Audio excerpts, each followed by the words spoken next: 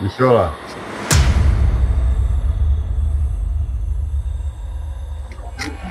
hivyo ndivyo baba yako alivyokufundisha?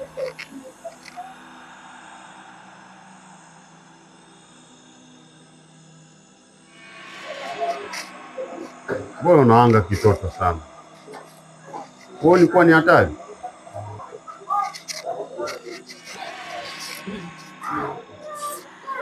Samahani sana mzee Kidagaa, sijaja hapa kwa lengo la kuloga. Nimekuja kwa ajili ya kumsaidia Kunte tu, ndio maana namwaga dawa mlangoni kwake. Wewe bado unajifundisha uchawi na hujaujua uchawi. Nakushauri basi kwa baba yako uweze kujifundisha vizuri. Haya, niambie, kwa nini unamsaidia Kunte? Baba alininyang'anya nguvu zangu za uchawi zote, ni kwa sababu nililala na Kunte. Baba pamoja na Malukuba baadaye wanania kuja kumfanyia kitu kibaya Kunte. Hivyo nampenda sana Kunte na sitamani kuona kitu kibaya kinamtokea, na ndio maana nimekuja kumwaga dawa mlangoni kwake ili kumsaidia tu, sio kwa nia mbaya. Nitakusaidia,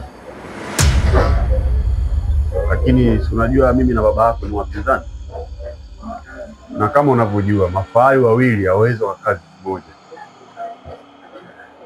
na ni wapinzani wakubwa sana, hatuwezi kuishi zizi moja. Kwa hiyo kama utakuwa upande wangu, mimi nitakupa uchawi uliotukuka, sio uchawi wa kitoto kama huu aliofundisha baba yako. Uko tayari?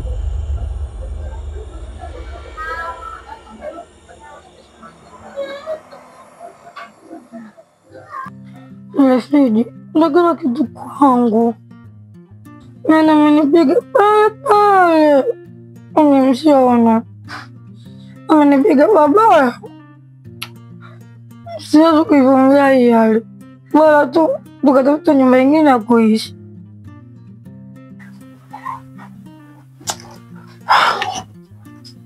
Pole sana mke wangu kwa kilichotokea mchana leo, na kuhusu swala la kuhama, kwaidi nitalifanyia kazi, ila naomba unipe muda, sababu swala la kuhama linahitaji gharama kubwa sana. Ukiangalia humu ndani hatuna akiba yoyote, kwa naomba unipe muda, nitalifanyia kazi. Na pia kwa siku 2-3 hizi ambazo tutakuwa humu ndani, naomba ujitahidi control hisia zako ili usijibizane tena na wewe mzee. Sijui umenielewa mke wangu? Sawa mume wangu, nimekuelewa. Sawa sawa.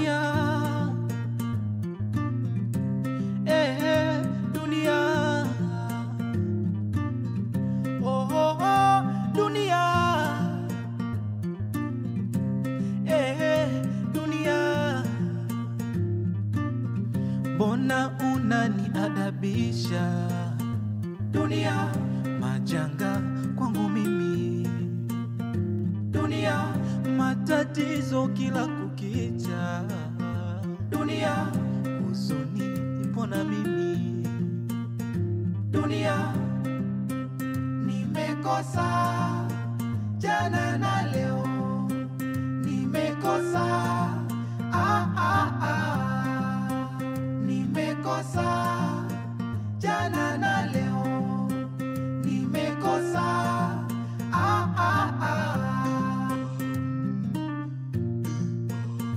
dunia dunia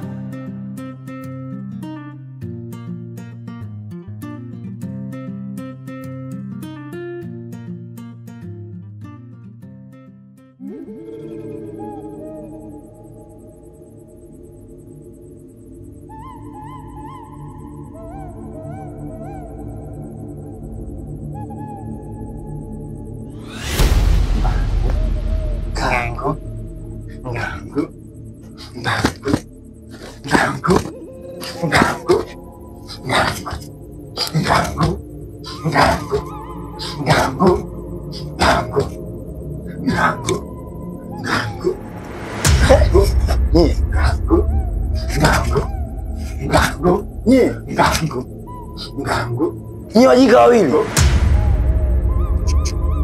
Unatoa akili kweli rafiki yangu. Nyie mnafanya nini majumbani kwa watu saizi? Usiku wote huu. Watu wamelala saizi. Mnafanya nini majumbani kwa watu?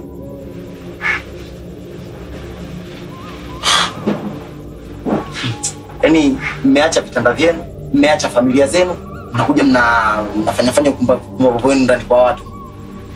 Hivi nyie mmekosa kazi ya kufanya au muamoni aibu nyie? Hatuoni aibu. Kwani unatuona?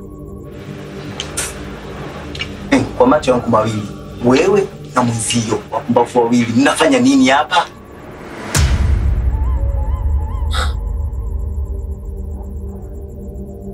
Marukuba. Huyu kijana atakuwa kweli anatuona.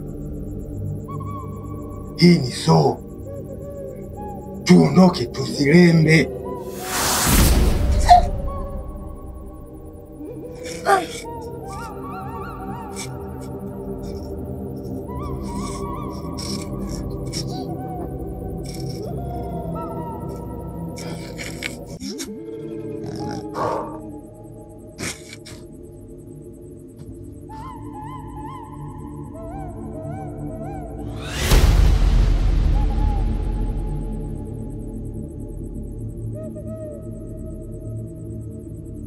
Nakuba.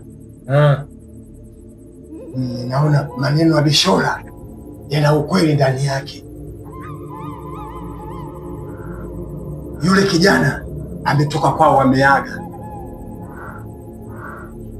Tena ana chale za kinga. Haiwezekani atuone sisi na Gwiji. Atuone, halafu anazungumza na sisi kijasiri kabisa.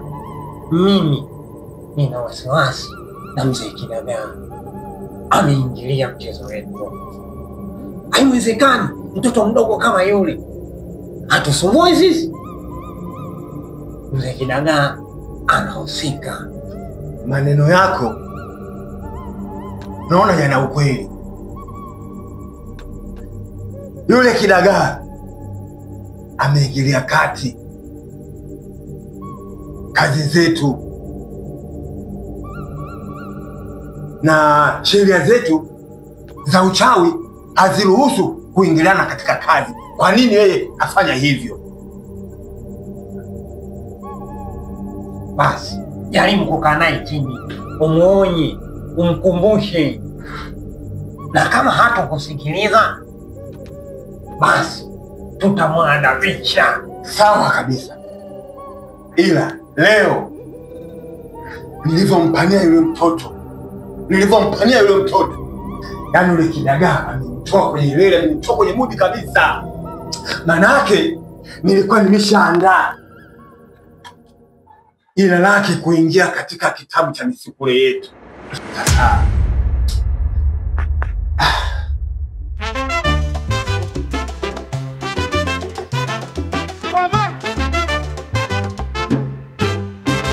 Bora ningepita mbali, ningeshuka, ningeziepuka shari, visa na vituko. Nimenizoga zohari, nuksi na vitisho. Bona sina afadhali, kila siku matatizo.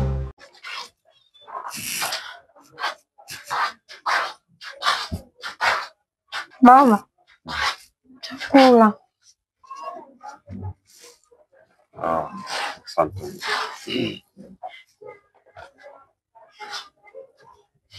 Vizuri.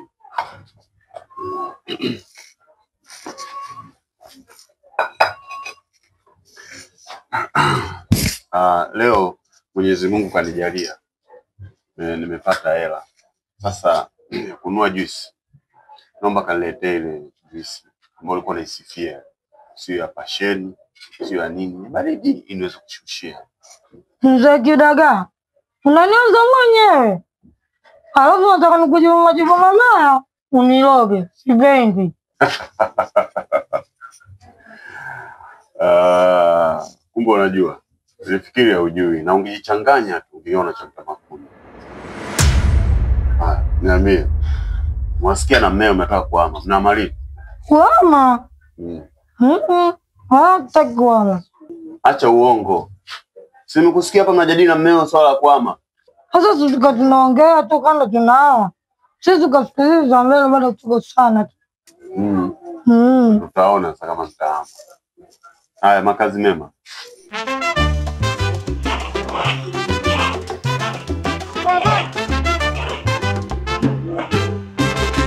Kwanza siwezi kusema samahani kwa kikao cha dharura.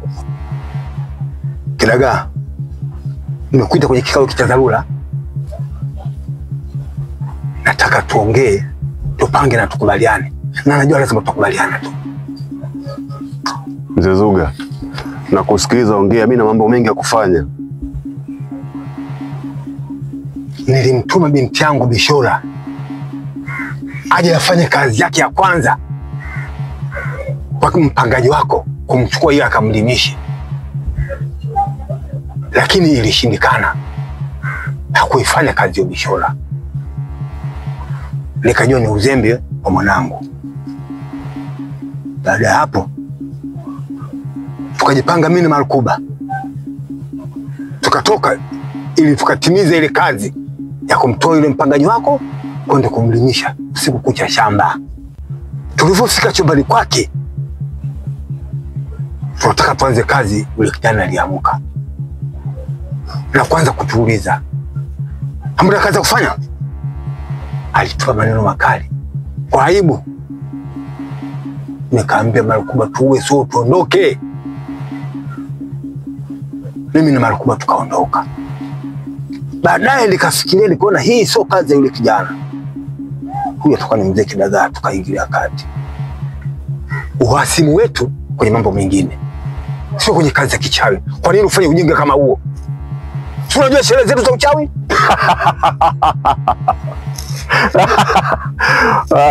Zuga.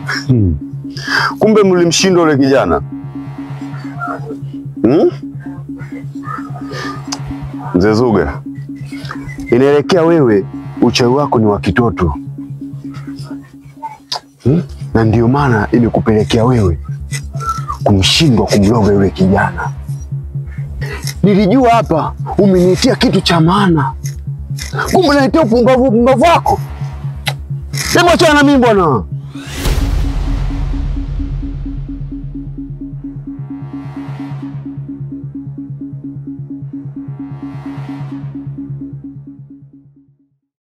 Bishora, binti yangu,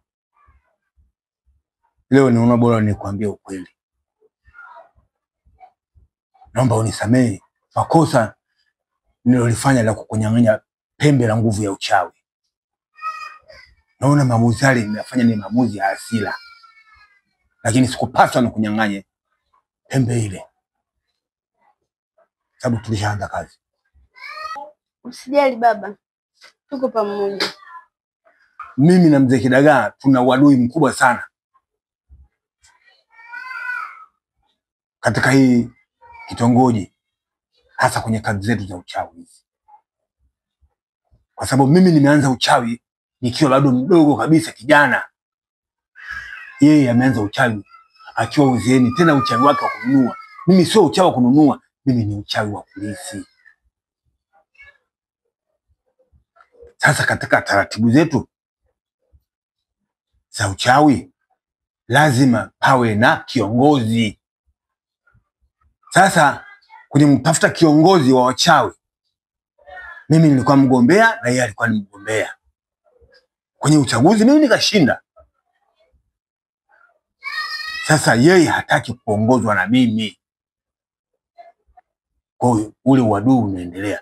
Ndio maana hata ile kazi ya kumloga kijana wake ilikuwa ngumu sana kwake, kwa sababu yule mzee Kidagaa. Tulijaribu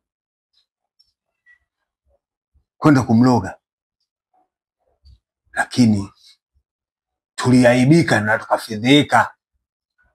Aliamka akatuona, ikabidi nimwambie Marukuba Fedhea, tuondoke. Tukaondoka, lakini yule kijana hana kinga za chale.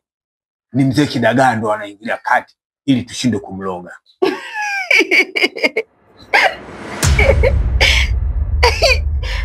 Kumbe aliamka akawaona. Samani baba, najua sio kuchekesha, lakini nimeshindwa kuzuia kicheko changu. Kwa hiyo ikawaje? Ikawa haina jinsi, kazi iliharibika, ikabidi turudi nyumbani kwa Fedhea. Na umejuaje kama mzee Kidagaa ndiye anayetia ugumu? Kwani alijitokeza mbele yenu? Hapana, hizo ni hisia zangu, ila itabidi tupambane naye. Mwanangu Bishola, nitakurudisha pembe lako la nguvu za kimchawi ili uendelee na mafunzo, kwa sababu wewe ndio mlisi wangu kwenye hizi kazi za kimchawi, na tutaendelea na mafunzo moja kwa moja, hakuna kuacha. Asante sana baba. Kwa sasa sihitaji tena hizo nguvu za kichawi. Na samani kwa hilo.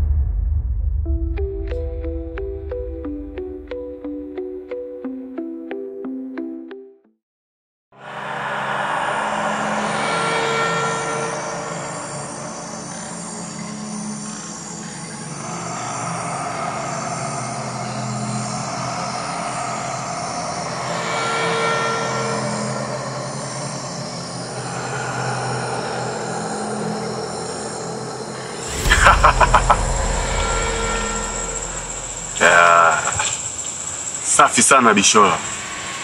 Inaelekea utakuwa mwanafunzi mtiifu na unajali sana muda.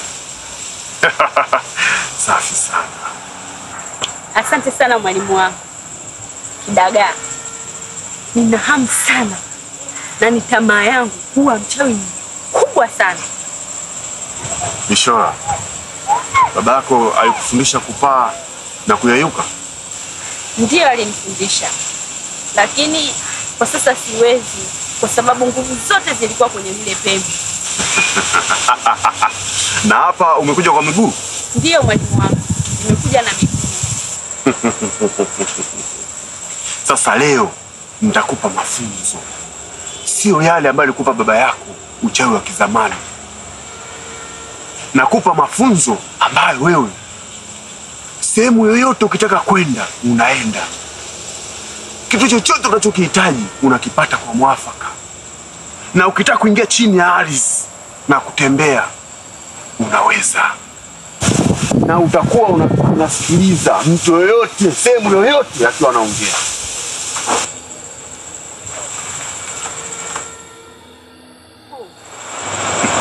Shika hii. Samani mwalimu, naweza kujaribu? Jaribu.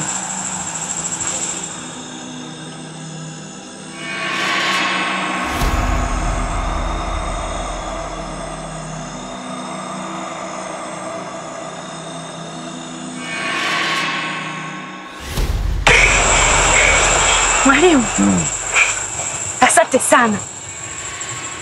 Nimefika Kariakoo bila kutarajia. Nashukuru sana mwalimu wangu.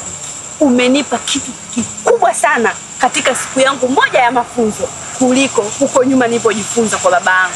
Nimepoteza muda mwingi na vitu ambavyo hata vieleweki. Asante sana mwalimu. Sasa kwa leo uishie hapa. Ila sasa najua baba yako atakufuatilia. Kwa hiyo natakiwa nichukue kimvuli chako na nichukue nyayo yako. Ili unapoenda sehemu baba yako asiweze kuona kabisa. Umeelewa? Sawa. Tunarudi kwa.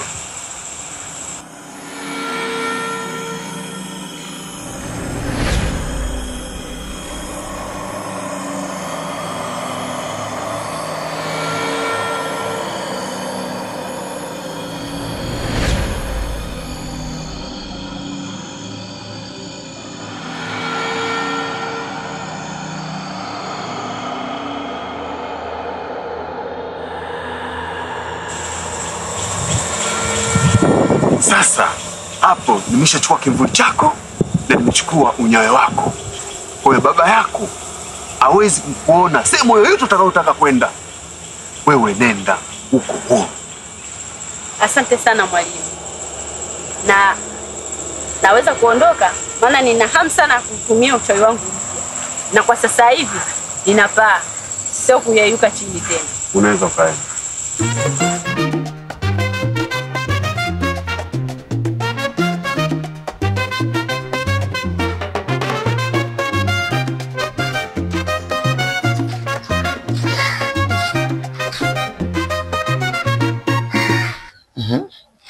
Karibu. Hapa ndo nyumbani ninapoishi. Ndo hapa? Ndo kwangu hapa napoishi sasa hivi, chumba hichi hapa.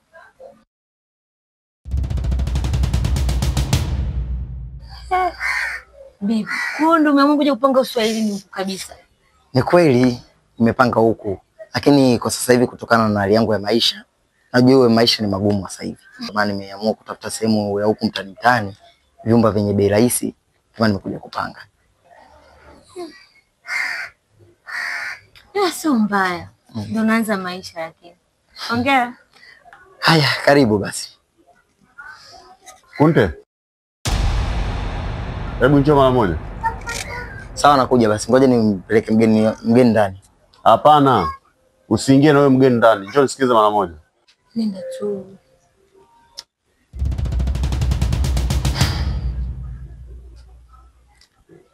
Sawa. Ashika funguo, utafungua. Ila usichelewe. Usijali.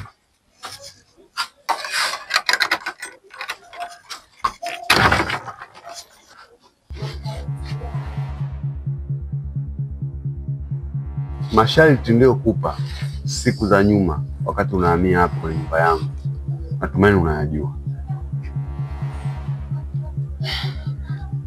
Ndio nakumbuka, labda kuna mengine unipe.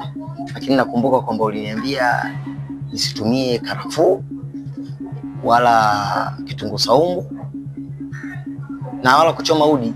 Sasa sijajua kuna nini chingine. Vizuri. Sasa mbona nasikia harufu ya udi? Harufu ya udi? Okay, labda mpenzi wangu tu atakuwa amepulizia perfume ambayo harufu yake inafanana na udi. Lakini sidhani kama mimi sijachoma udi. Sasa nenda kamtoe mchumba wako aondoke. Mzee, tuheshimiane. Naona sasa unaanza kuvuka mipaka yako. Uliniambia nisitumie udi, nisitumie karafuu wala kitunguu saumu. Sasa leo hii unakuja kunipangia masharti gani ambayo ya ajabu kiasi hiki? Nakuomba mzee wangu, usivuke mipaka yako. Nakuomba tufate utaratibu kama vile tulivyokubaliana. Naomba usiniingilie katika mambo yangu. Mimi nimelipa kodi, naishi kule chumba changu. Habari za mimi na wageni wangu wewe hayakuhusu. Nyumba ya nani? Ya kwako, lakini chumba mimi ndio nimepanga, mimi naishi, nalipa kodi. Mambo yangu mimi na wageni wangu wanaokuja ni juu yangu mimi. Wewe hayakuhusu. Kunte. Kunte. Na Mungu hakupanga kutuzuia makazini, ni wakulua hapa na kabidhi na paka, damu yake sadaka, mfichue maafa. Yote yanayotokea, yote yanayojiri, mengi tumejionea bila ya utabiri. Mtawa wachawi, mtawa wachawi, mtawa wachawi, mtawa wachawi. Bishola mwana. Hili swala sio la kulikataa kiholela holela. Kazi ya uchawi tulishaianza na wewe ulishaianza na ulikuwa unaendelea vizuri. Kwa hiyo ninakuomba punguza jazba. Kwenye ukoo wetu uchawi ni kitu muhimu sana, tena ulisi wa maana sana. Tusahau yote yaliyopita. Mimi nimeshakusamehe, na wewe nakuomba kunjua nafsi yako ili uweze kulipokea hili pembe au nikurudishie pembe lako la nguvu za uchawi. Huo ndio urithi wetu kwenye ukoo wetu mwanangu. Nakuomba kunjua roho yako ili kazi iendelee. Sawa mwanangu? Baba, nishakwambia tena sihitaji tena hizi kazi mimi. Na toka nianze kujifundisha, sijaona faida ya mimi kuwa mchawi. Hivyo nilikuwa nakuomba tu utafute mlisi mwingine na sio mimi, umlisishe hizo kazi zako. Huo ni mwiko. Utateseka sana katika dunia hii bila ya uchawi. Kwenye familia yetu, hicho ni kitu muhimu sana. Huo ni urithi mkubwa sana. Tena wewe ndio urithi wangu mimi. Omba usisema neno. Baba, nitalisi vitu vyote vya kwako, lakini sio uchawi. Kama utaki uchawi na urithi kitu kingine chochote, haki shamba wala kitu changu.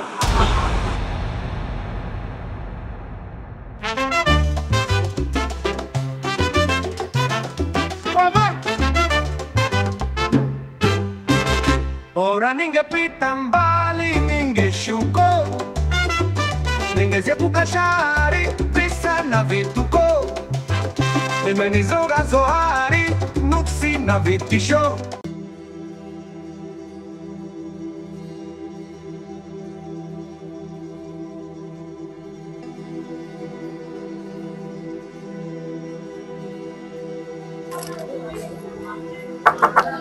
Kunte.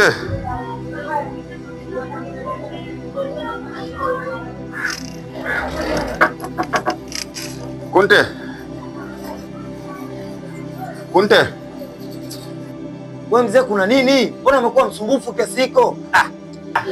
Nakuomba uje nje mara moja tuongee. Kunte, tafadhali. Nakuomba uje, ni jambo muhimu sana nataka kuongea na wewe.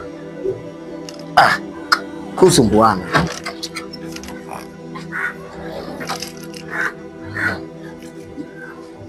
Kunte, nakuomba tafadhali. Naomba wewe mgeni wako mwambie aondoke. Au la sivyo, mwambie hata kaoge ili harufu ya udi itoke. Sababu mimi najisikia ovyo. Yaani mzee sijui una matatizo gani sijui. Yaani mimi sikuelewi una matatizo gani. Wewe unavoendelea kukaa hapa, kuani unaendelea unazunguka unafanya nini unafanya nini? Unafikiri utosikia hiyo harufu? Kwanza wewe unakaga kibarazani kule. Kipi kilichokutoa kule ukaja huku kuanza kuchunguza mambo ya watu? Mbona unafanya nini? Au kisa na mgeni ndani? Nenda kakaa kibarazani kule au nenda katika video hata vya kahawa vya wazee zako, unakuja kutusumbua tu humu ndani. Lakini naomba unielewe. Hapa nilipo mwenzio. Sisikii poa, najisikia ovyo, ndio maana nimekuomba. Sasa mimi nanihusu nini? Hebu endelea na mambo yako bwana. Achana na mimi.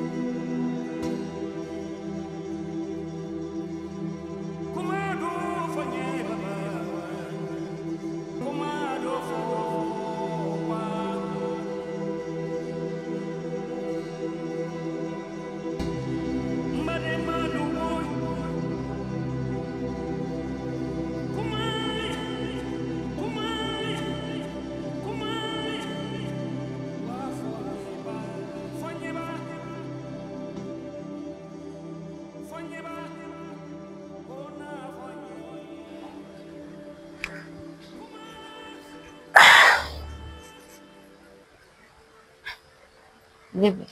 Sorry. Kwani kuna shida gani? Yaani kipi kinaendelea kati yako wewe na yule mzee? Kiukweli huyo mzee mimi simuelewi. Simuelewi kabisa. Mpaka mimi mwenyewe najuta kuhamia katika hii nyumba. Alafu chingine, huyu mzee ni mshirikina vibaya mno. Alafu vitu vyake anafanya wazi wazi bila kumwogopa mtu. Umesema kama mshirikina. Wewe umejuaje hayo yote? Yaani tangu nimehamia katika nyumba kuna vitu ambavyo sivielewi. Kiujumla haviko sawa. Ila anyway, tuachane na vitakuumiza tu kichwa. Tuvichukulia tu ni vitu vya kawaida. Sawa. Sasa wewe kwa sababu mimi sioni haja wewe kuendelea kung'ang'ania hapa. Haina shida. Tutaliangalia hiyo.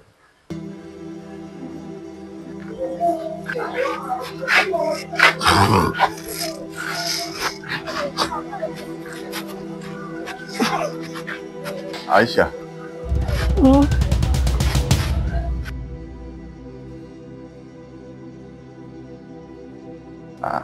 Samani.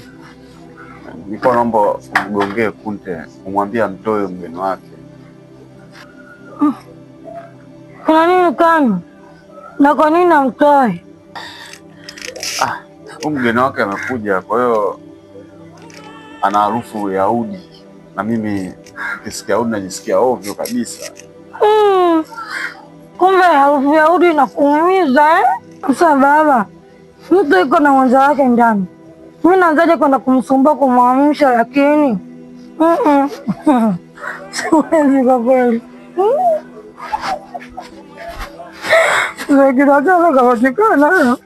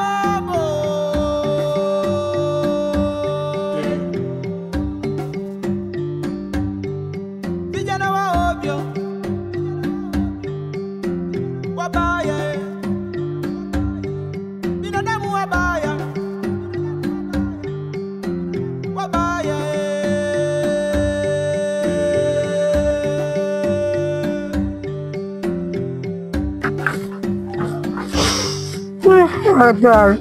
Mwalimu kwa duniani.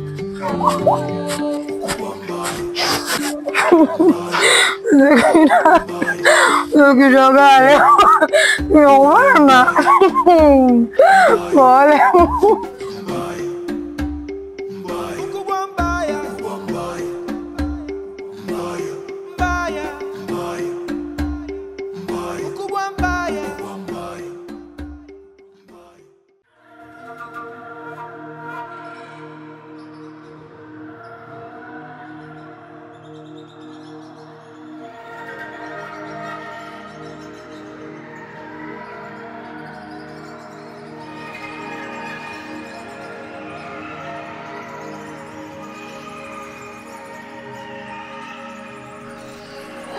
Mwisho, hapa ndo tumefika kwenye mizimu. Kwanza ningependa nikushukuru sana kwa kuweza kunisaidia hadi kunifikisha hapa. Na kuomba Bishwa uweze kuongea na mizimu, kwa sababu mimi sina nguvu ya kuongea na mizimu. Unaona hali yangu jinsi ilivyo. Mkuu, sasa mimi nawezaje kuongea nao? Angali sijui namna gani mimi naweza kuongea nao ili tukaelewana. Mimi nitakufundisha jinsi ya kuongea nao. Sawa? Sawa. Utanifuatisha jinsi ninavyoongea. Umenielewa? Sawa. Utapiga makofi mara 3. Alafu utawaita wakulu, wakulu, wakulu mara 3. Alafu utasema imbozi, ifeka, igwe. Umenielewa? Sawa mkuu.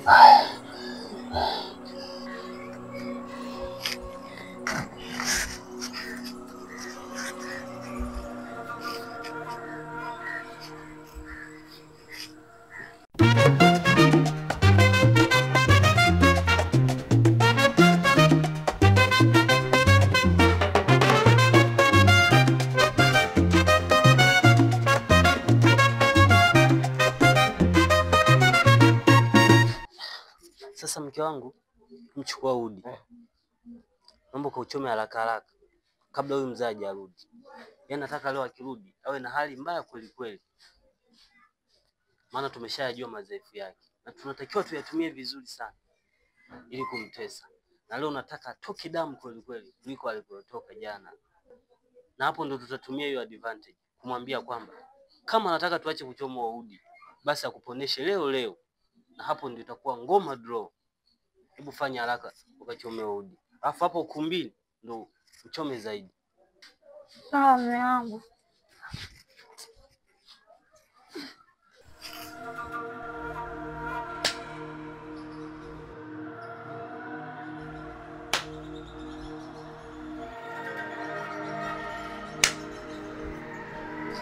Wakulu!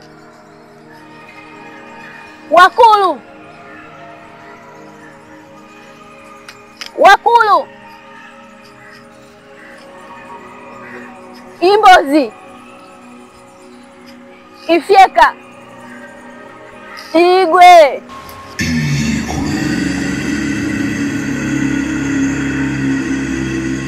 Piga magoti.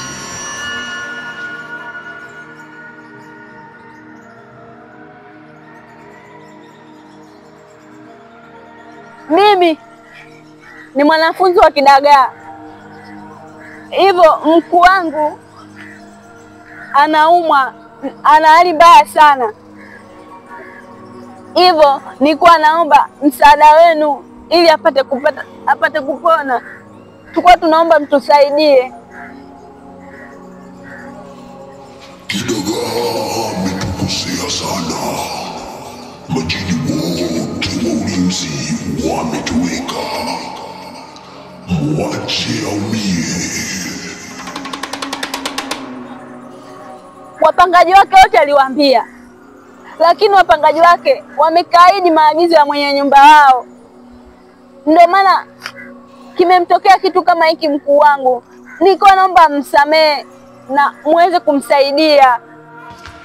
Yeye mwenyewe anajua hakuna dawa wala uchawi wa bure. Inabidi atulete damu ya binadamu lita 5. Wewe ukubalie tu tatizo. Waambia tu watupedeni tu kawaida. Sawa, sisi tumekubali. Lakini tutakulipeni. Tulikuwa naomba msaada ili mkuu wangu aweze kuwa sawa. Sisi hatuna shida, ila binadamu ndio mnakuwa na shida. Hilo tumelikubali, ila msipotimiza roho zenu zipo matatani. Sawa, tulikuwa tunaomba hiyo dawa na sisi tutakuleteeni hiyo damu mnayotaka ya kafara.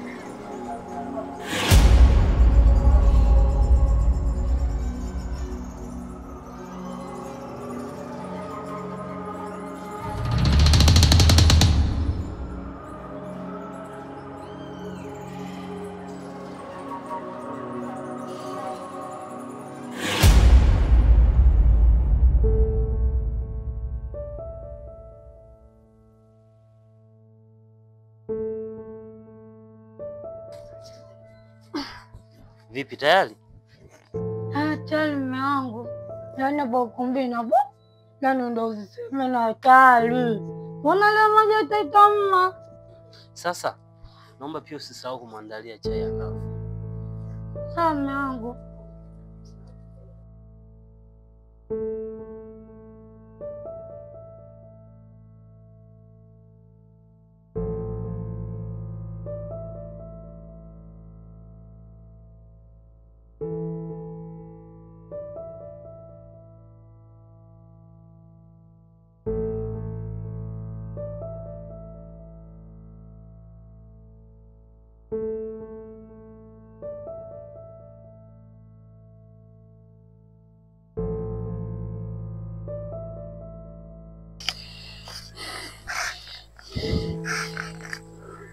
Sasa Kunde atanikoma.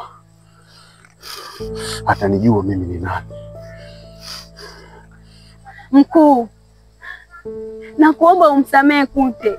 Unajua ni jinsi gani nimekufa nimeoza kwa ajili yake. Sijiwezi kabisa. Hivyo sipo tayari kumwona Kunte anapata matatizo au anaumia. Naomba ubalance hasira zako mkuu wangu. Niko nakuomba.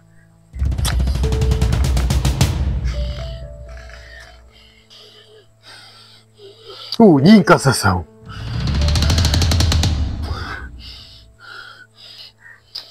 Ujinga gani tena unaniletea mimi? Nakuomba mkuu wangu. Okay, sawa. Sasa ila nitamwonyesha mauzauza hadi akome. Twenzetu. Na Mungu hakupanga kutuzuia makazini, ni wakulua hapa na kabidhi na paka, damu yake sadaka, mfichue maafa. Yote yanayotokea, yote yanayojiri, mengi tumejionea bila ya utabiri. Habari za saizi? Salama. Vipi? Bwana leo nasikia harufu nzuri. Unapika chakula gani leo? Napika pilau. Wewe utakula? Tena nimelimisi kweli.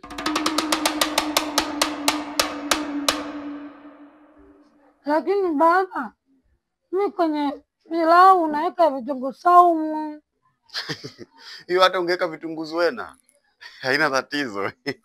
Nitakula, ila kikubwa kuzingatia tu ni nyama ziwe nyingi. Unajua pilau bana bila nyama bana inakuwa kidogo na inaboa. Pia baba, nimekuandalia chai ya karafuu. Vipi utakunywa? Amani, umefanya kitu kizuri sana.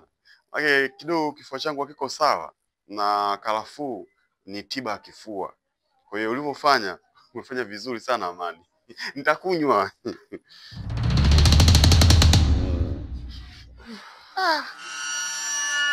Nasikia harufu nzuri sana humu ndani.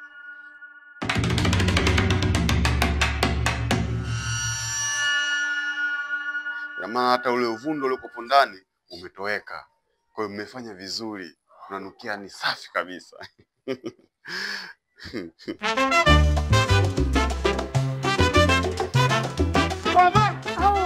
Wewe utakuwa na mafua. Jamani, harufu hajaisikia. Kama hizi harufu hazisikii, tumeisha.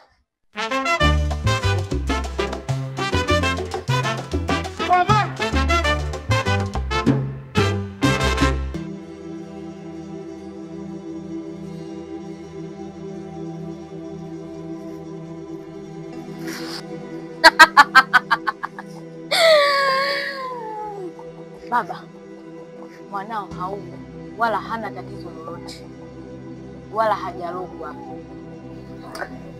Sasa kitu gani kinachomsumbua? Mna mizimu katika familia yenu. Mizimu imemchagua mwanao. Anatakiwa afanywe tambiko, akabidhiwe mikoba ya uganga. Iko kitu sitaki kukisikia. Swala la mikoba na mwanangu tofauti kabisa. Mwanangu bado mdogo. Mwanangu anasoma huyu. Leo hii tumkabidhi mikoba, tumkabidhishe mikoba. Iko kitu hakipo bwana. Kwa umri aliokuwa nao ndio unaruhusu kukabidhiwa mikoba. Kama umeshindwa kazi ni heri utuambie, si tuondoke. Kuliko kuchezea akili yetu hapa. Mimi nimekuja hapa kwa ajili ya kumsaidia mwanangu apate kidogo dawa uliokuwa nayo nimpatie. Unaniambia masuala ya mikoba? Wapi na mikoba na sisi? Hapa kuna mganga tapeli. Nende. Mganga gani?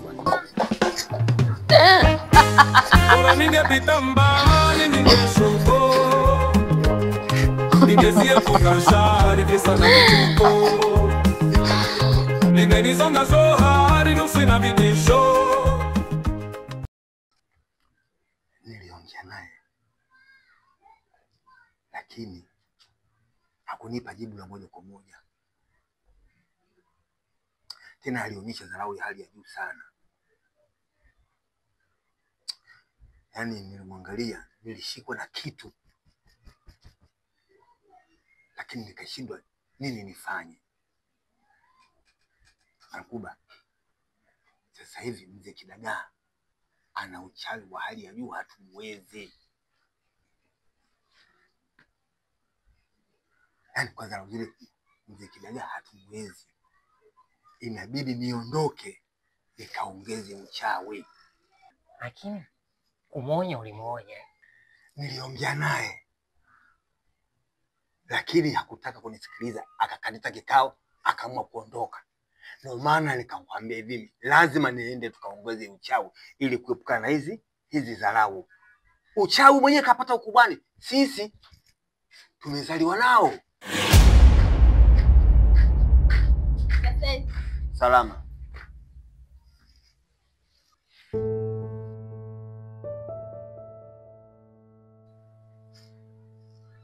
Bishora Saidi anajifanya yuko serious sana. Ndio hivyo, mwanangu siku hizi amebadilika sana. Utafikiri sio kumzaa mimi. Sasa hivi anakataa shughuli za kichawi ikiwa ana kazi yoyote hiyo, ujuzi wote ule hana, ana taaluma yoyote ile zaidi ya uchawi, hivi si atashinda na njaa huyu? Pia najiuliza hapo, katika maisha haya ana kitu chochote kile cha kujivunia yeye ambaye ni urithi wake zaidi ya uchawi? Huyo atakufa masikini, atakufa masikini. Uchawi ndo kila kitu, uchawi ndo kila kitu. Bora ningepita mbali, ningeshuko, ningesiepuka shari, visa na vituko, ningenisonga zohari, nusu na vitisho. Mbona sina afadhali, kila siku matatizo. Usisoge, usishawishike, ukisikia jina lako usitike. Usiupende, usihadaike, pita njia zote ila ukusitike. Utawa wachawi, wachawi, wachawi, utawi, tawi. Malisa Farijani, mbona muda wote hatufiki? Tunaelekea nyumbani mwanangu. Bwana baba, simamisha hata pikipiki bwana, tupande tuondoke nyumbani. Mimi nimechoka kutembea. Sawa mwanangu, nimekuelewa. Ngoja.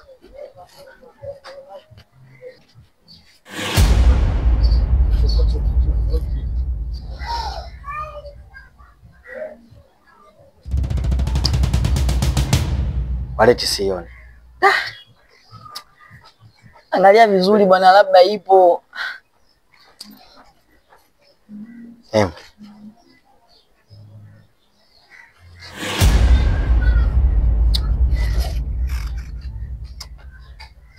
Mwanangu, waleti itakuwa tumedondosha pale pale kwa mganga. Yeah.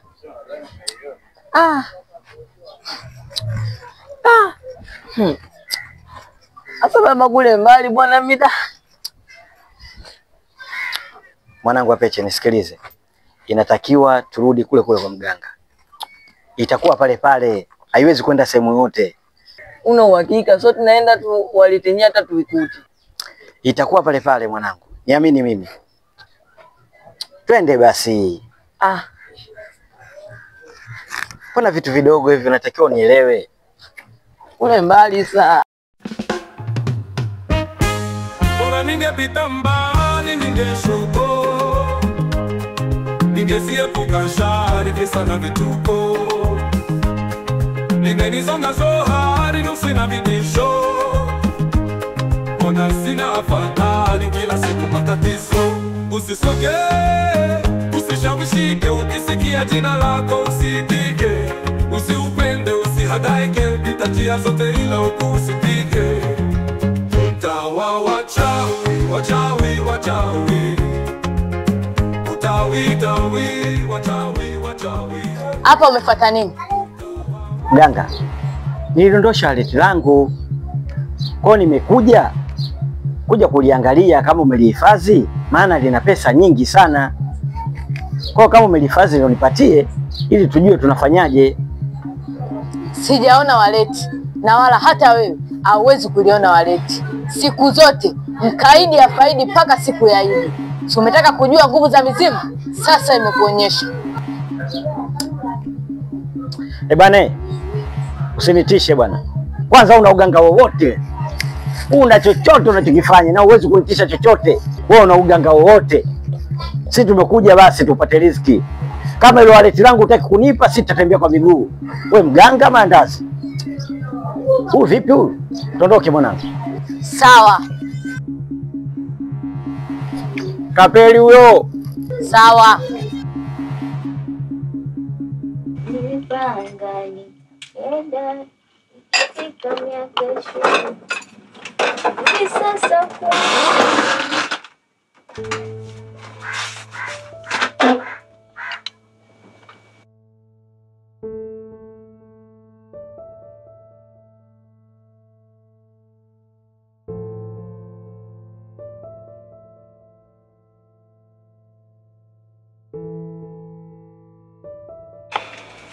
Vipi mchana huu? Na pikipiki iko wapi?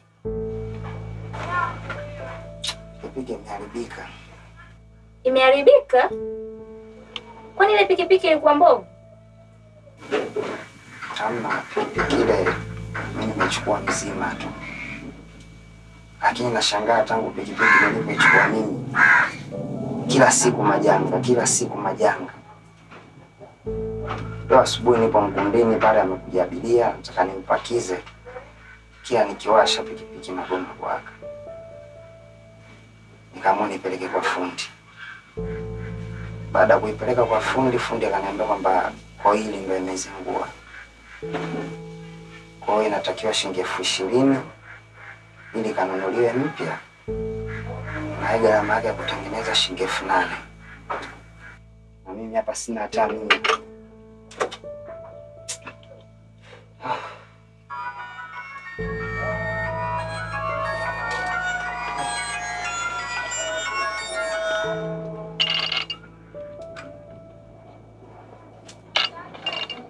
Halo. Kaka Majaliwa vipi? Safi, vipi hali? Salama tu. Niambie ndugu yangu. Salama. Bwana, nimekwama hapa kidogo na shida. Unisaidie kama shilingi 10,000 kutokana kuna sehemu nimetoka kwenye matatizo ya mwanangu Apeche. Kwa wallet yote nimeliacha kule. Kwa hiyo hapa sina kitu na wallet ndio kuna kila kitu. Pesa zote zipo mule kwenye wallet. Kwa hiyo kama kuna uwezekano unisaidie shilingi 10,000 au uje kunifuata huko nilipo. Kaka pole sana. Tuna pole sana. Asante. Kwa hiyo sasa hivi upo wapi? Mimi nipo Mbagala Chamazi. Nipo Mbagala Chamazi hapa. Ukifika tu hapa stendi utanikuta. Basi sawa, ngoja hapa mimi nifanye mchakato. Tujue tunafanyaje. Sawa. Poa. Nakutegemea. Sawa kaka. Sijali.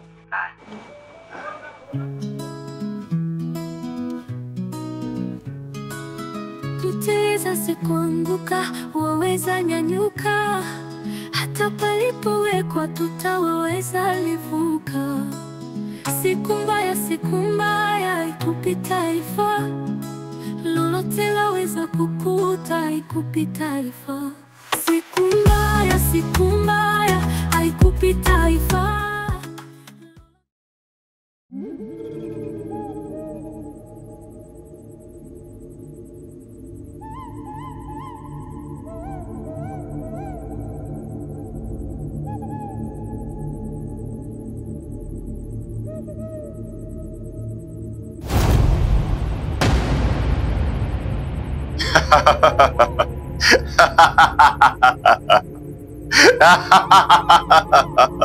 Kunte, sikutamani kukufanyia ubaya wa aina yoyote. Hii yote kwa sababu ya kiburi chako. Yaani kukwambia kote kwamba Udi mimi unanikela. lakini ukanidharau na kuniacha mimi niteseke. Sasa leo ndakuonyesha mauzauza. Kenge mweusi.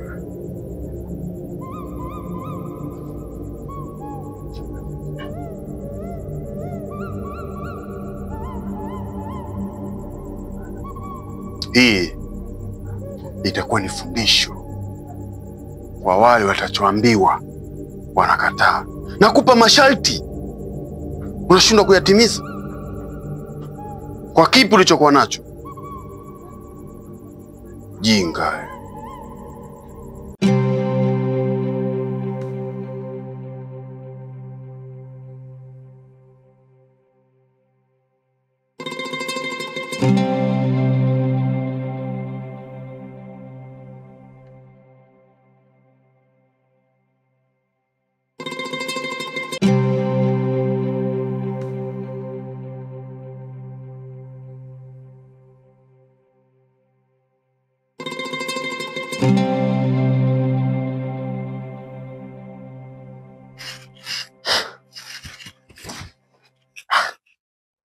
Sasa hii hela nimeweka wapi? Nakumbuka jana nimeweka hapa mezani.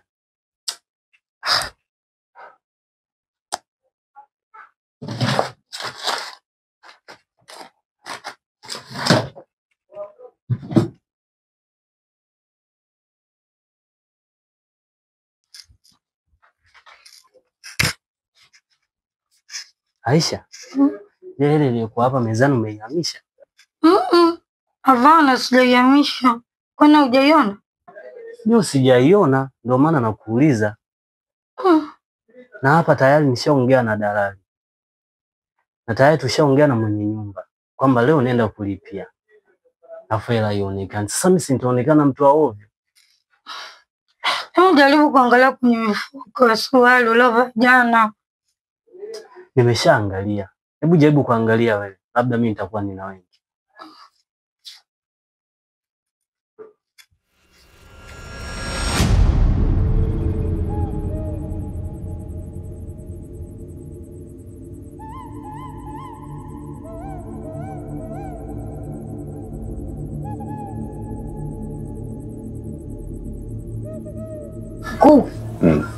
Kuletea pesa. Ya nini? Nilimkuta mamake Aisha ameziweka. Alizihifadhi kwa ajili ya kuhama.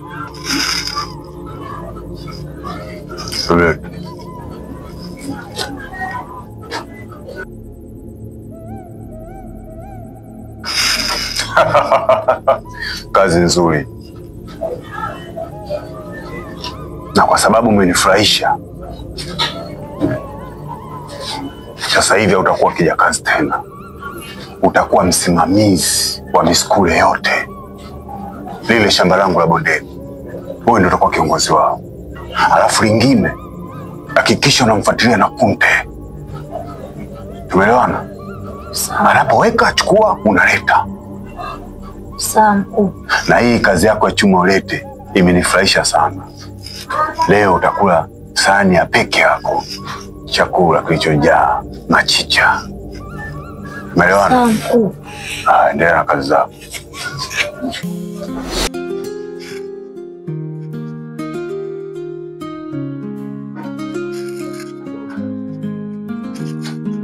Bora ningepita mbali, ningeshuka.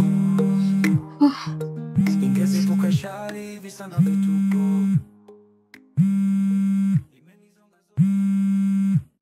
Ona. Dalali ndio huyo hapa anapiga simu. Halo? Amani, wote tushakamilika, tunakusubiri wewe tu hapa. Sawa dalali, nakuja muda sio mrefu. Sasa hivi ndo najiandaa nitoke. Chelewa utakuta mwana si wako, chumba kimenyooka hiki. Sawa, nakuja.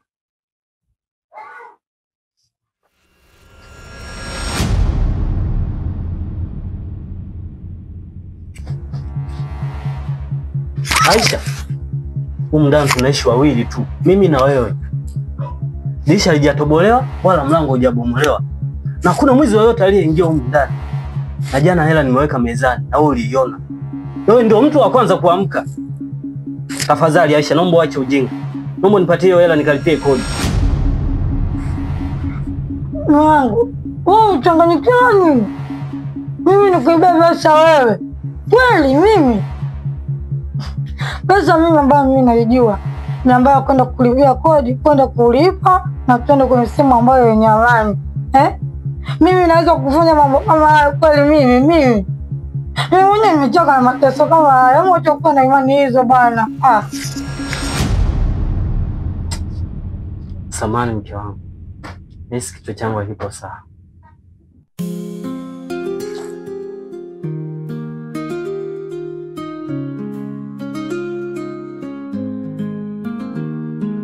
Bora ningepita mbali, ningeshuka, ningezepuka shari, visa na vituko. Imenizonga zohari, nuksi na vitisho. Ona sina afadhali, kila siku matakizo. Usisoge, usishawishike, ukisikia jina lako usiitike. Usiupende, usiadhaike, pita njia zote ilo kusipita. Tawa wachawi, wachawi, wachawi.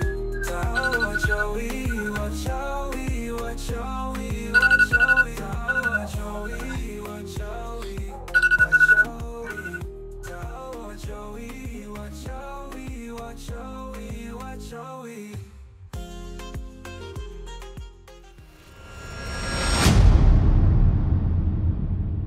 Yamenikuta mwezenu, nimlilie nani?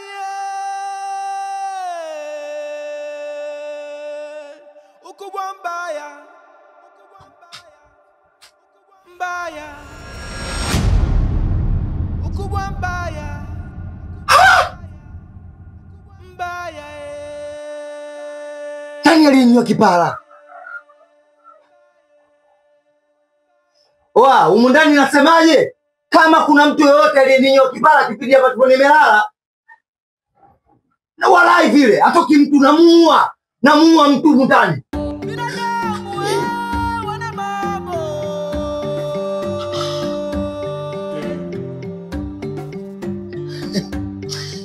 Oa, nyie nasemaje humu ndani? Atoki mtu.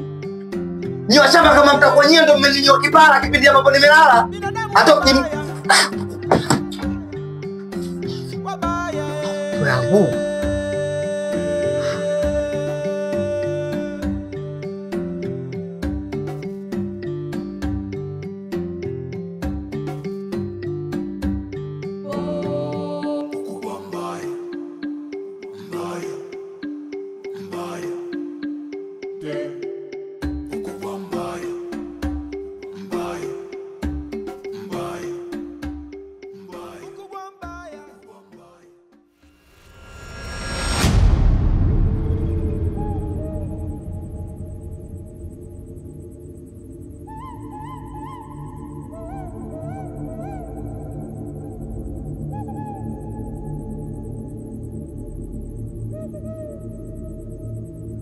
Zungungu, unajua wewe ndo jini mwenye thamani sana kubwa kwangu, na toka umefika hapo sijawahi kukupa kazi aina yoyote, na nakuhudumia kila unachotaka unapata kwa wakati. Kama kuna sehemu nimekukosea, naomba uniambie. Hapana mkuu wangu, nayafurahia maisha ya hapa.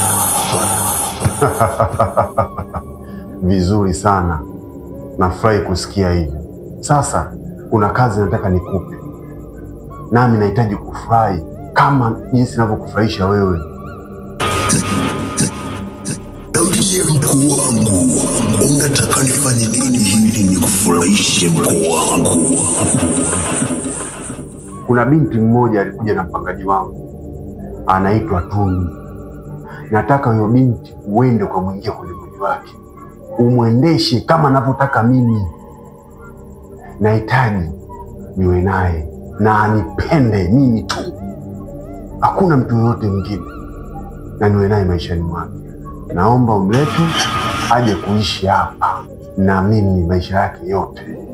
Niko tayari mkuu wangu. Je, kuna lingine?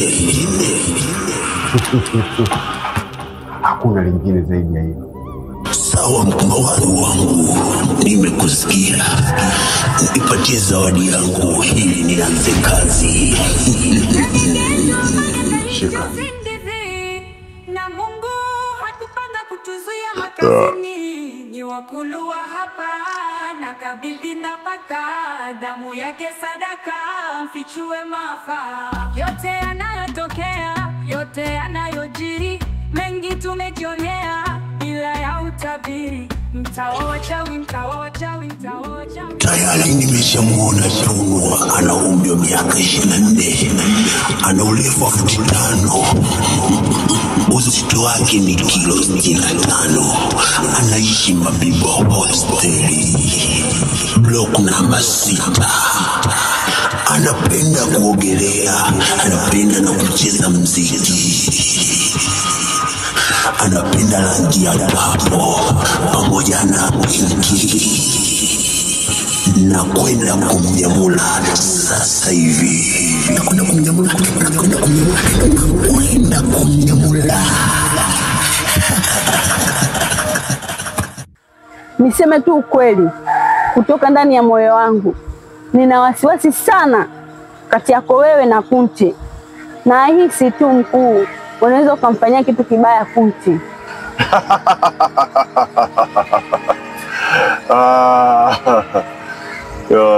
Bishola, najua unampenda sana Kunti. Sitaweza kumzuru Kunti, ila nitamtesa kihisia. Tunu atakuwa mpenzi wangu mimi. Inawezekanaje Tunu akawa mpenzi wako? Yaani inakaaje hii? Itawezekana tu Bishola. Nimemtuma Zungungu aende akaniletee Tunu, haje naye nyumbani kwangu. Jana nimepitia katika mazingira magumu sana, kiasi kwamba nikategemea wewe ndio utakuwa mwokozi katika hili jambo ambalo nilopitia. Sasa nikakupigia simu, lakini katika ile simu nimekupigia ukapokea, ukaniambia utanicheki, na hukunicheki tena paka mida imeenda, na nikategemea wewe utanitafuta, hukunitafuta.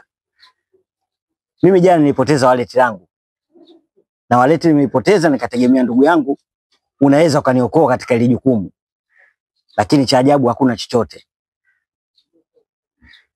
Mwezi sasa hivi hakuna chochote kinachoendelea. Yaani umefanya kazi mpaka leo hakuna hata shilingi 10 ambayo uliosema bwana hii itamsaidia bwana Majaliwa. Nitaishi naye kama mke wangu. Nataka Kunti ashuhudie kwa macho yake mawili jinsi ninavyopewa mahaba mazito mzee Kidagaa. Tunu. Natumaini Zungungu atalifanya hivyo bila wasiwasi. Zungungu? Zungungu ndo nani mkuu wangu?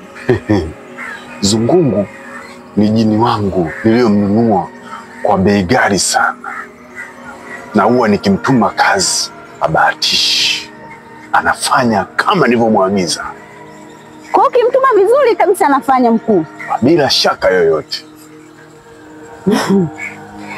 Asa mkuu, kwa nini na mimi usinisaidie ukanipa huyo Zungungu ili na mimi nimfanye Kunti awe wangu wa maisha mkuu wangu? Umeshaanza tamaa. Hicho sicho kilichokuleta, na uache shomo. Acha malaya. Samani mkuu wangu, naomba tuendelee na somo la leo.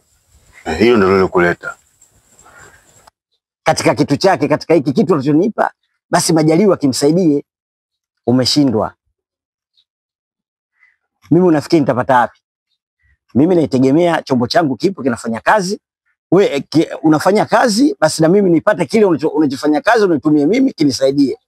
Wewe unafanya hii mazingira yako wewe tu peke yako, yani unajijiona wewe ndo wewe tu mwenyewe. Umeshindwa hata shilingi 30,000 kunitumia. Kweli? Jalio. una haki sana kulalamika. Lakini huwezi amini tangu pikipiki ulivyonipa. Yaani majanga tu kila siku. Kila siku majanga. Haya yote tunapata namalizia kwa mafundi. Na hata jana unavyonipigia simu ile, mimi mwenyewe nilikuwa sielewi, mimi ya kipande nilikuwa sina. Umeona bwana? Nilikwambia ndio nitakucheki, lakini baadaye simu yangu ikazima chaji, nikashindwa kukupa taarifa. Kwa nisamehe tu ndugu yangu. Umetoka nje ya makubaliano yetu. Sasa leo nitakufundisha uchawi. Jinsi uchawi mdogo mdogo, jinsi ya kumloga mtu.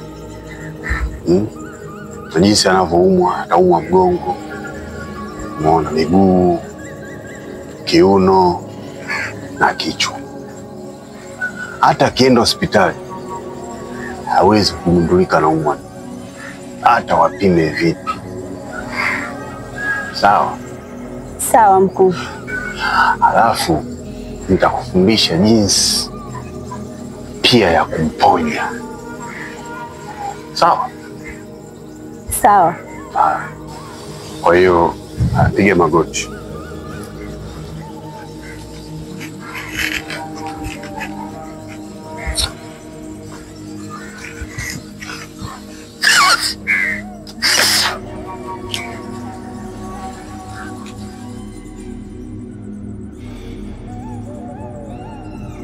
Toa ulimi nje.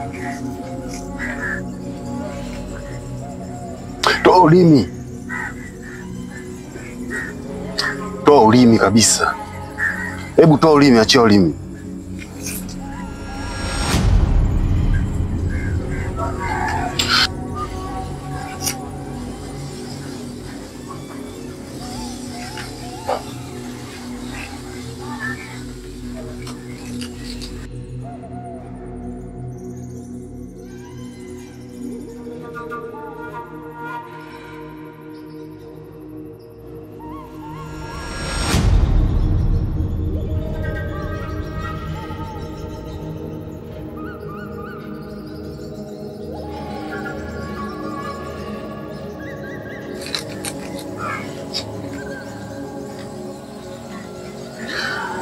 Dawa hii nimeweka ndani ya mwili wako. Utakachosema utakayemuia mtu kitu fulani kimpate, ndio kinachompata. Tumeelewana? Sawa mkuu. Kwa hiyo ukumbuke, ukinuia kimempata. Sawa, nimekuelewa. Haya, nyuka.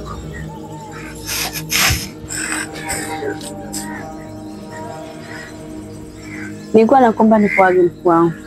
Unaweza ukaenda. Sawa.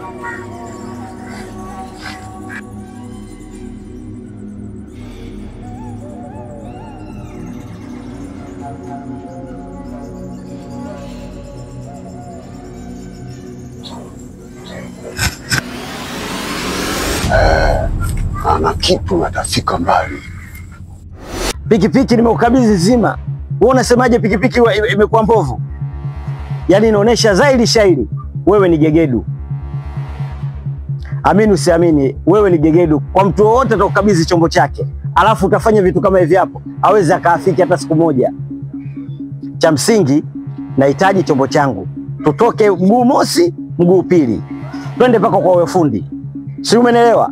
Tutoke mguu mosi, mimi na wewe. Kama kuna deni, kama kuna nini, mimi nitaklia nichukue chombo changu. Vinginevyo siwezi kuelewa. Nahitaji chombo changu.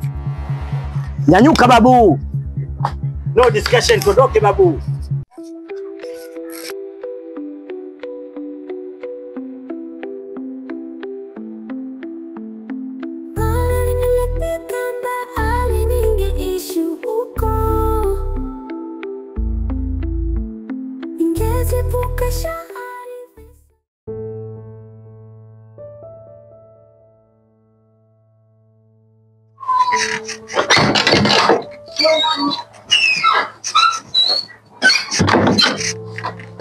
Habari za sasa hivi baba?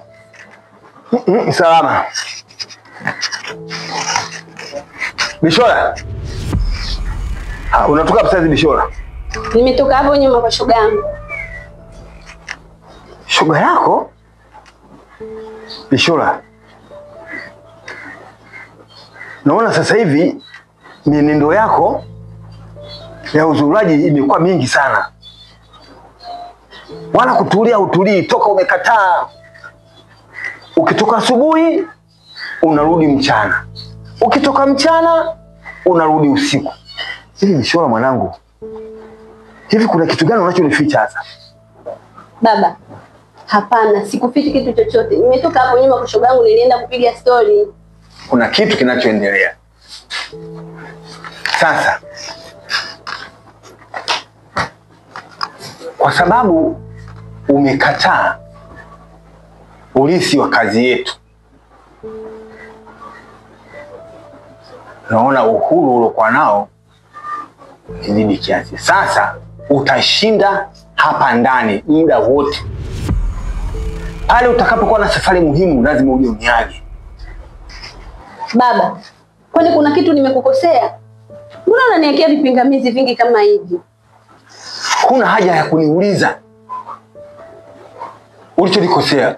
Unajua wazi kabisa pale ulipokataa kulisi kazi ya ukoo wetu, hilo linatosha kabisa kwamba huo uhuru unaotaka wewe sasa haupo, kwa sababu umekataa kutii maagizo.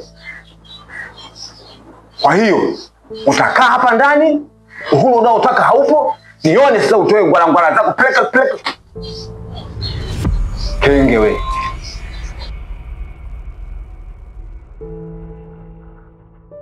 Naona huyu mzee anataka kunipanda kichwani. Na leo nimefundishwa namna kumtia mtu maradhi na kumponya. Acha mzee Zuga akae jaribio langu la kwanza.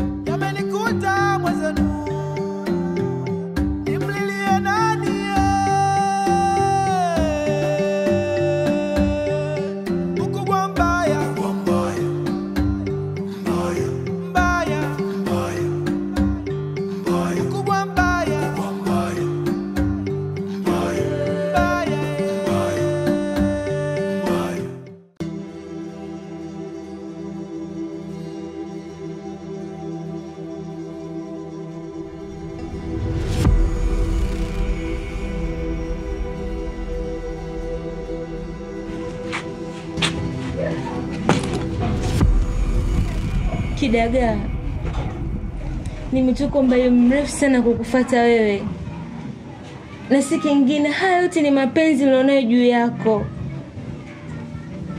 Please, naomba unikubalie uweze kuishi na mimi. Kidagaa, tafadhali, naomba upokee ombi langu. Au la sivyo basi nataka nikajiua. Kidagaa, please.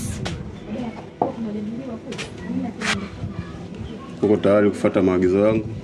Yani nipo tayari kufanya chochote utakachoniambia. Yani from now on naweza kufanya chochote.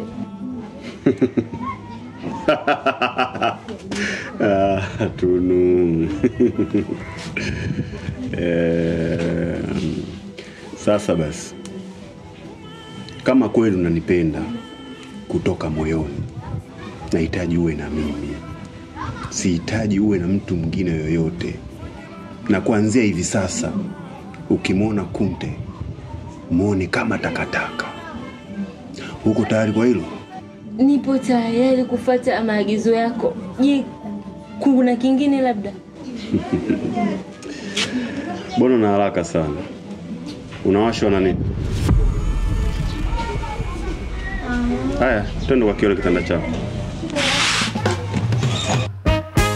Bora ningepita mbali ningeshuko, ningesiepuka shari visa na vituko, ningenisonga zohari nusi na vitisho. Mbona sina afadhali kila siku matatizo. Usisoge, usishawishike, ukisikia jina lako usitike. Usiupende, usihadaike, pita njia zote ila ukusitike. Utawa wachawi, wachawi, wachawi. Utawi, tawi, wachawi, wachawi. Utawa wachawi.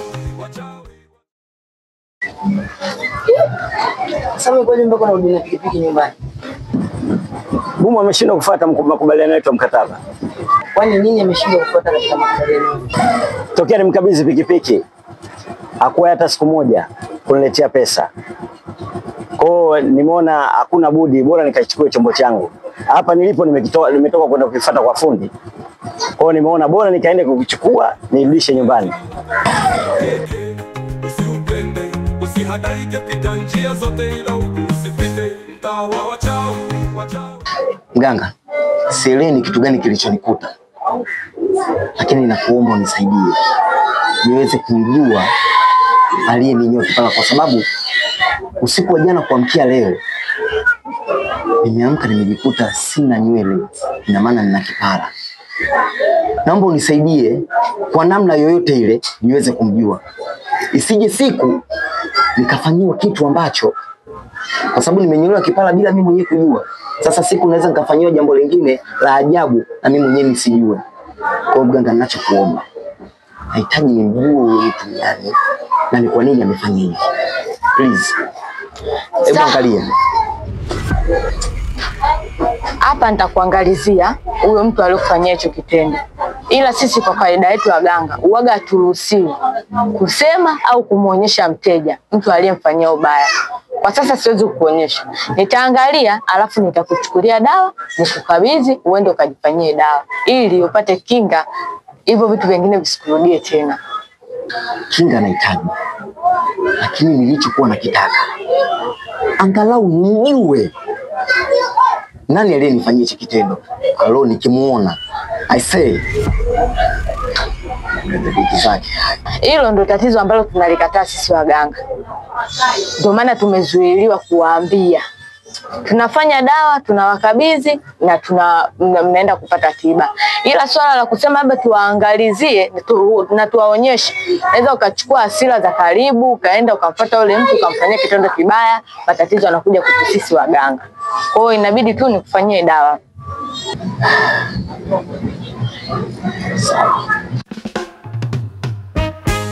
Bora ningepita mbali ningeshuko, ningesiepuka shari visa na vituko. Ila mganga, angalau ukimtajia hata jina lake tu nimuone. Sina afadhali kila siku matatizo. Usisoge, usishawishike, ukisikia jina lako usitike.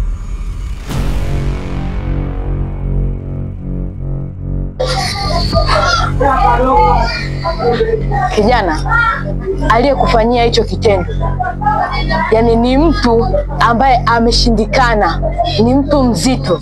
Kwa hiyo ninachokuomba, nenda tu. Mimi sina dawa ya kukupa wala sina msaada wowote wa kukusaidia. Naomba uende katika kilinge changu, utanitafutia tu matatizo. Wewe si ndio ulisema mwenyewe kwamba mimi sihitajiki kumuona huyo mtu na wala sihitajiki kujua jina lake? Basi nipe hiyo dawa na hiyo kinga yangu, mimi niende nikafanye mambo yangu mengine. Unakuja kuletea miayusho hapa. Nakuomba tu uende. Nakuomba uende. Nyanyuka. Tena nyanyuka sasa hivi. Nenda. Nakuomba uende. Huyo mtu ambaye unataka kunipambanisha naye, mimi siwezi. Vita yake ni kubwa. Ni mtu mzito. Ni mtu ambaye mimi mwenyewe namshindwa. Nenda kijana, nakuomba. Nenda babangu. Nenda. Waganga wapo kibao baba, nenda. Baba nyanyuka. Baba. Nenda baba. Baba, nenda. nakuomba uende. Sitaki mimi. Yaani katika kazi ambazo nimefanya, hii ni kazi ambayo ni kiboko. Unataka kunipambanisha mimi na magwiji wa magwiji? Haina shida. Nenda baba, nenda. Nenda. Wewe vipi wewe? Unataka kunitafutia mimi matatizo? Yaani nimefanya uganga miaka nenda miaka rudi, lakini hii si. Yaani ni matatizo kabisa.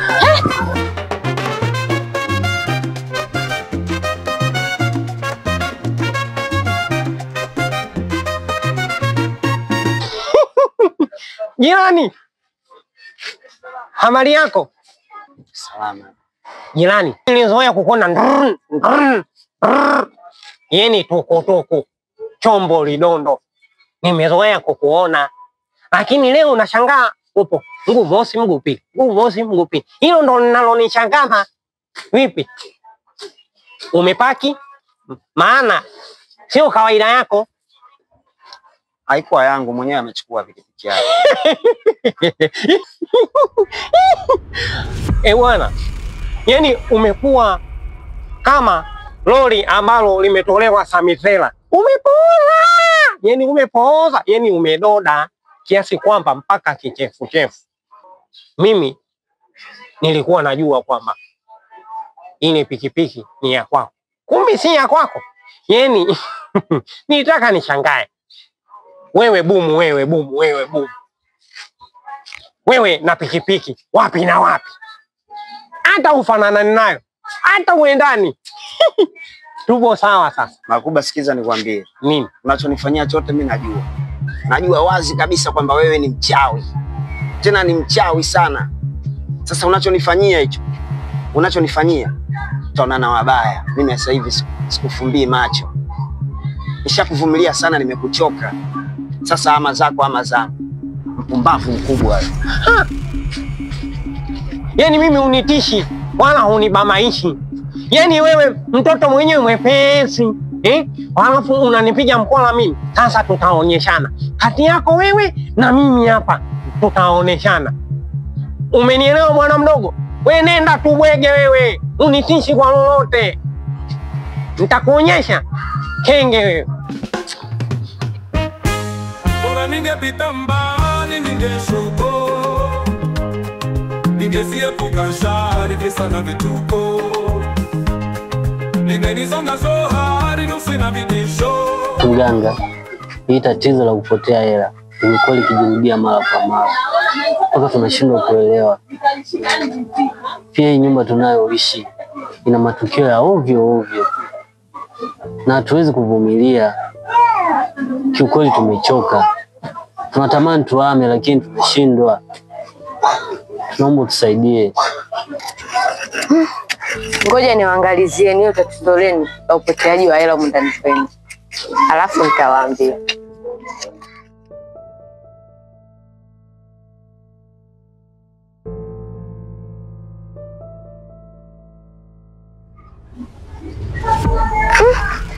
Nyinyi ni wapangaji wa mzee Kidagaa? Ndio. Vipi? Kwani umeona nini? Yule mzee ni mbaya sana. Roho yake imetapakaa ushetani na nyumba yake imezungukwa na majini na misukule. Sina msaada wa kuwasaidia. Sijui mnanielewa? Naombeni tu muende.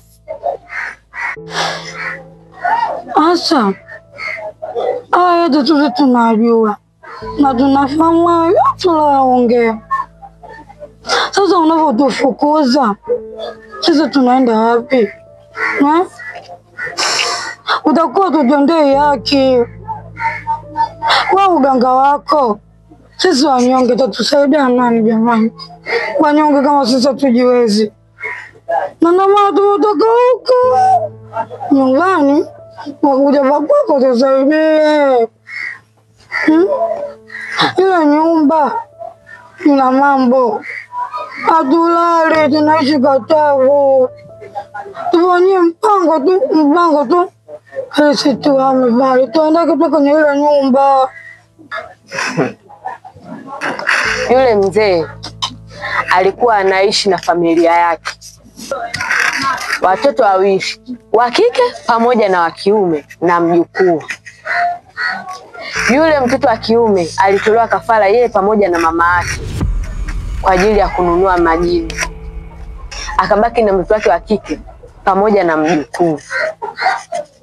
Yule mtoto wake wa kike alikuja kwangu kuomba msaada na nimpe dawa. Kidagaa hakuishia hapo, alikuja kwangu kunionya nikae mbali na ile nyumba yake.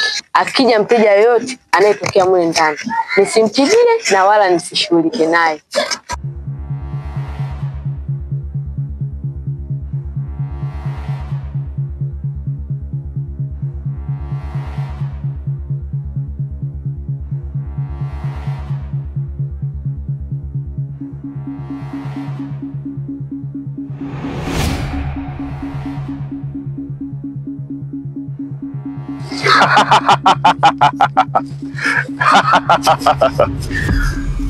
Mishi, unajiona wewe ni mganga mkubwa sana ambao una uwezo wa kumtibu kila mtu, si ndio? Nani amekwambia kwamba ugomvi wa ndugu unaingiliwa? Naomba uniambie mwanangu Anisha yuko wapi? Nimemtafuta sijamuona. Hebu niambie mwanangu yuko wapi?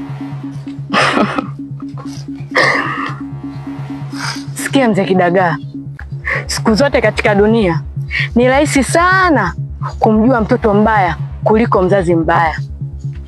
Hivi uko tayari kabisa kutoa roho za binadamu wenzio kwa sababu ya kuishi na majini machafu katika nyumba yako? Kwangu binadamu hana faida. Binadamu hana faida kwangu. Na ndio maana naweza nikafanya chochote ninachokihitaji mimi kwa kutumia majini yangu. Kitu kimoja tu kimenileta kwako. Niambie mwanangu yuko wapi? Siwezi kukuonyesha mwanao alipo. Na wala kwangu hajaja. Wewe ule? Kula chuma hicho. Jinga.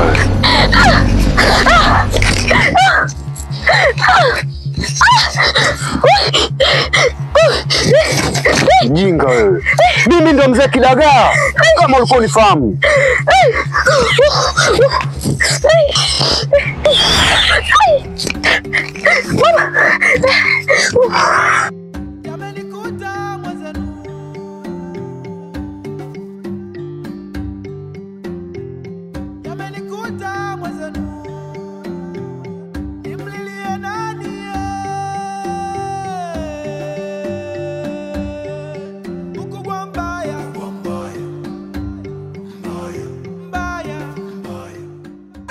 Niliumwa miaka miwili ugonjwa wa kuwashwa. Nimeenda kuponea kwetu Tanga, ndio nimerudi tena kwenye kazi hii. Sijui mnanielewa?